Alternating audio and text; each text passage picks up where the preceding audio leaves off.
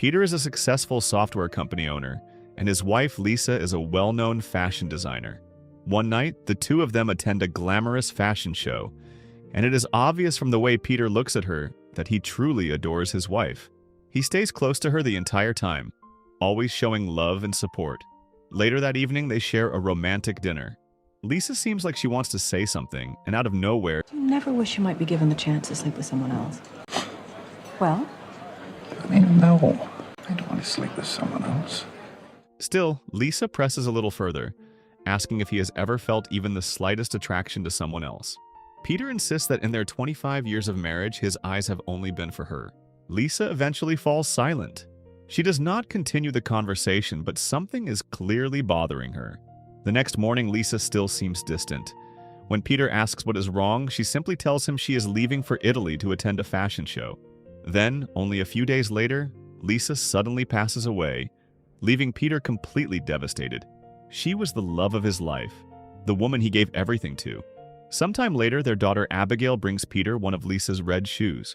Inside, hidden carefully, is a small folded note that Lisa left behind before she died.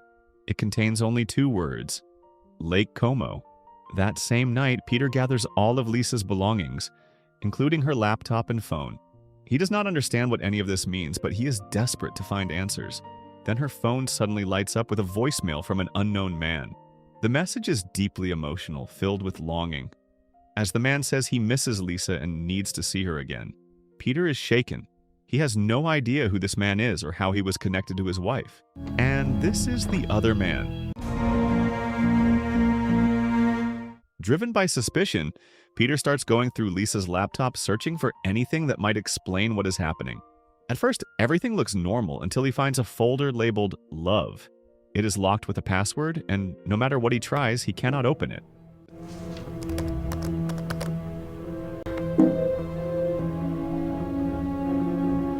So he moves on and opens another folder labeled London.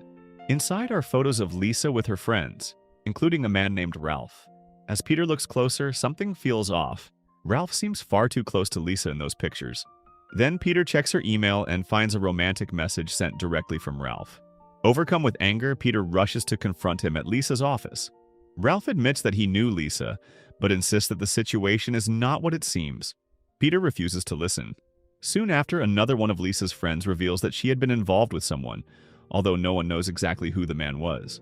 Peter returns home feeling lost, heartbroken, and furious. When he shares his suspicions with Abigail, she immediately defends her mother and refuses to believe any of it. Peter begins to realize that the life he thought he knew might not have been real at all. While Abigail holds on to her belief that her mother was loyal, Peter cannot ignore the growing signs that something is wrong, and he refuses to let it go.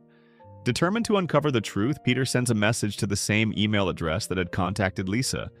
He writes that the message has been received, but Lisa has not, because the woman they knew no longer exists. The next morning, Peter walks into his company looking completely drained. The energetic and confident CEO everyone once knew is gone. He barely speaks, only interacting when necessary, and the only thing on his mind now is finding answers. He calls in one of his top IT employees and asks her to trace the location behind the mysterious email. At first, she hesitates, knowing it crosses legal boundaries, but Peter's desperation is impossible to ignore, and eventually she agrees to help. Not long after, another message appears in Lisa's inbox. This time, it hits even harder. The tone makes it clear that whoever sent it believed their relationship was real and ongoing. In that moment, Peter realizes this was never just a brief mistake. Lisa had been living a double life. The weight of it all starts to show. A coworker tries to check on him, but Peter responds coldly, asking questions that hint at how far his mind is drifting. The tension around him becomes impossible to ignore. Then the IT specialist returns with the result. The email was sent from Milan, Italy, the same place Lisa had traveled to just before her death. What she claimed was a work trip now feels like a carefully hidden lie. She did not go there for business. She went there for him. From there, everything begins to spiral. Peter returns to Lisa's laptop and tries again to unlock the hidden folder labeled Love. He tests password after password until he finally types in the words from the note she left behind. Lake Como. This time, it works. Inside, he finds hundreds of photos, all of them showing Lisa with the same man. Some are casual, but many are far more intimate than he ever imagined.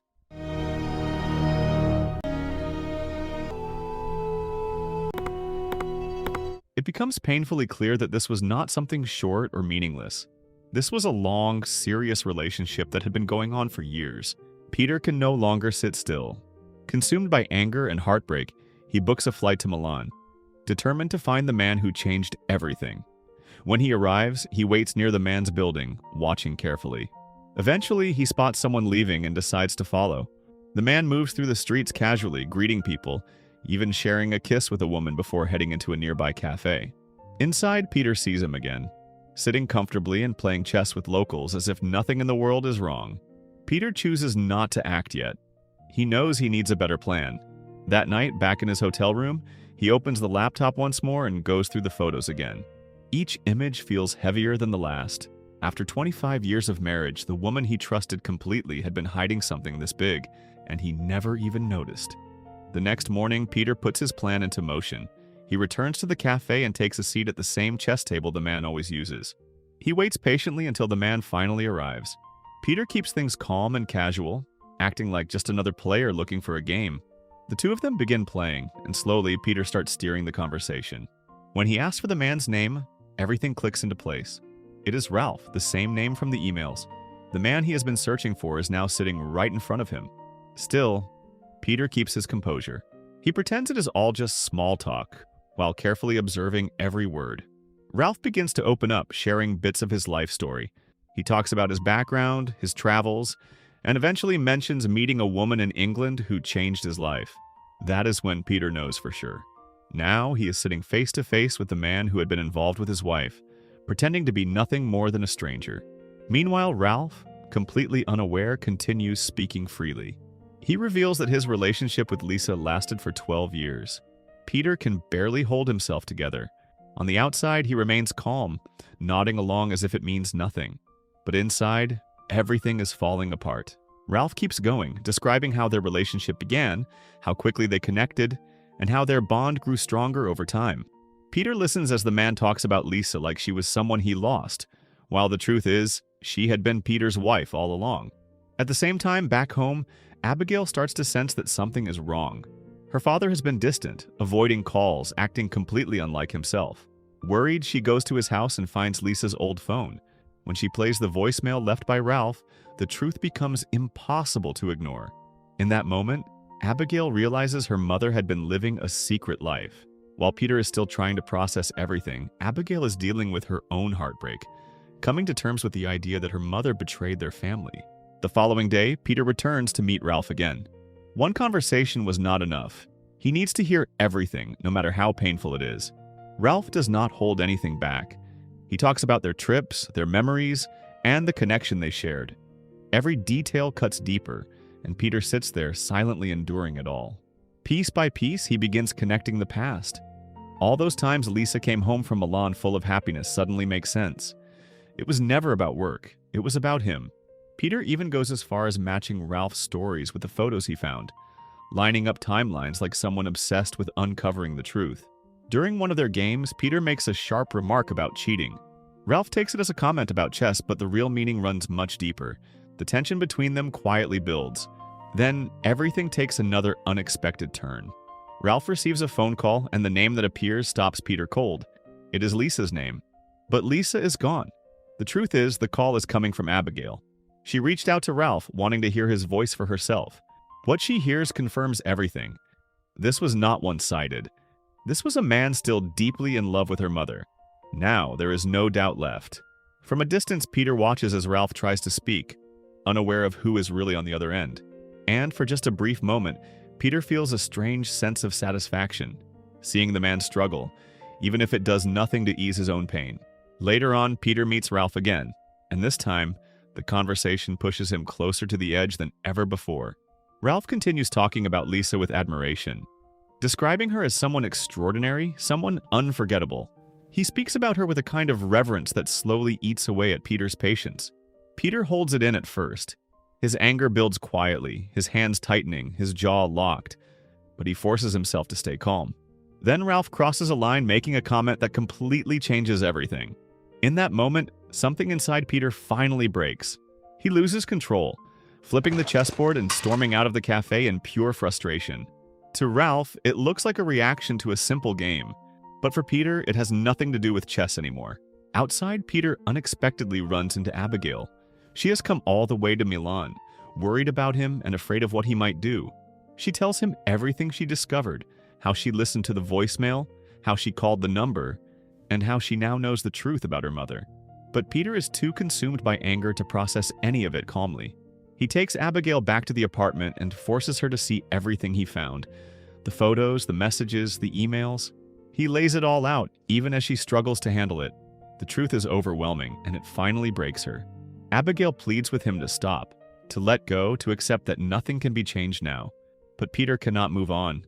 Not yet. Still driven by rage, he grabs a knife and heads straight for Ralph's place, determined to confront him once and for all.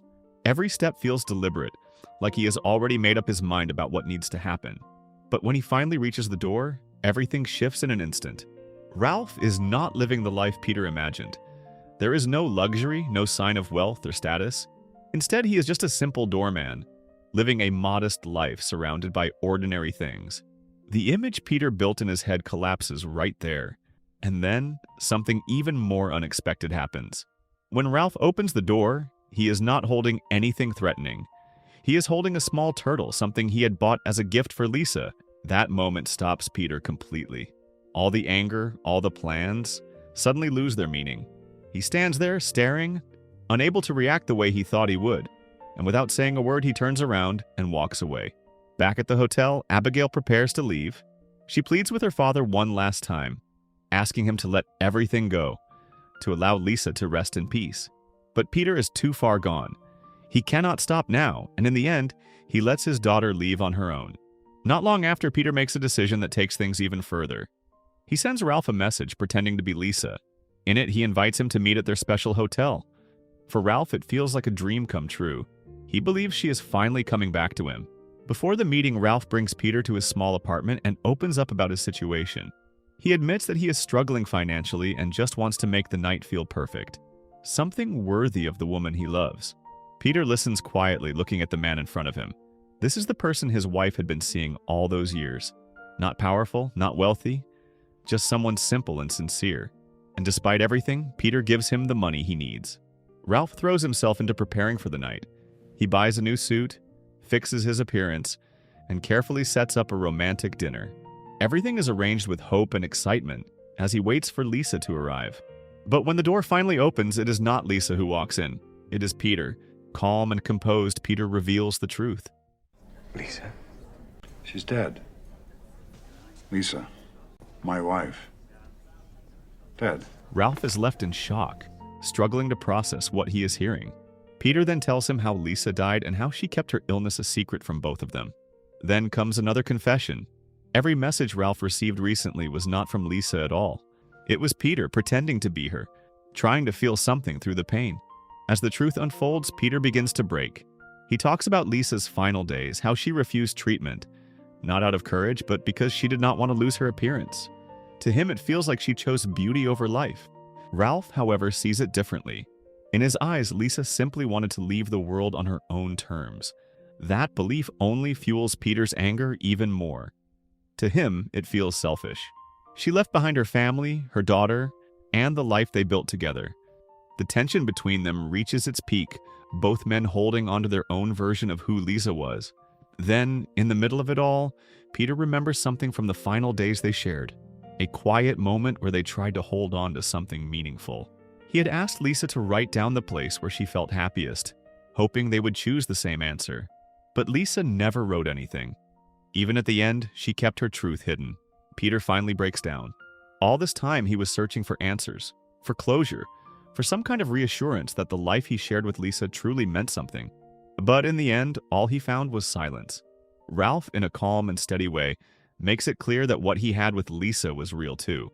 Not the kind of love Peter believed in, but real in its own way. And with that, Peter walks away. This time, Peter does not react with anger. He does not lash out. He simply walks away. He leaves Italy behind, returns home, and finally lets everything collapse. Alone in his room, he begins to hear her voice in his mind, guiding him to let go, to move forward, and to say goodbye. And slowly, he does. Peter later arranges a memorial for Lisa. It is simple, elegant, and filled with quiet emotion. Despite everything, he chooses to invite Ralph. When Ralph stands up to speak, his words are sincere and filled with emotion. He talks about love, but also about loss and the pain of knowing someone deeply while never truly having them. It is a moment that carries more weight than Peter expected. Sitting there, Peter struggles to hold himself together. He begins to question why he even allowed this to happen, why he put himself in a position to hear all of this. Then it is his turn. For a moment, it feels like he is ready to reveal everything, to expose the truth about Lisa and the life she hid. But then he looks at Abigail. She does not say anything, yet her expression says more than words ever could. And Peter understands. Instead of tearing everything apart, he chooses something different. He takes a breath and honors Lisa, choosing to focus on what remains. He raises a toast to Abigail, the one person still by his side. Later, the two of them sit together in silence, carrying the weight of everything that has happened. Peter finally admits that he understands the kind of connection Lisa had with Ralph. And with that understanding comes a painful truth. For 25 years, he believed he was her whole world, yet for nearly half that time, she was loving someone else. Abigail, with a quiet kind of wisdom, offers a different perspective. She suggests that maybe Lisa loved both of them, and that was why she never left either life behind. Peter takes that in and simply nods. Then he shares one final thought, something that lingers with him more than anything else. The idea that one day, Abigail might experience the same kind of heartbreak. And with that realization, the story comes to an end. So the moral of the story is, don't open your partner's secret folder unless you're ready for emotional damage and a random turtle surprise.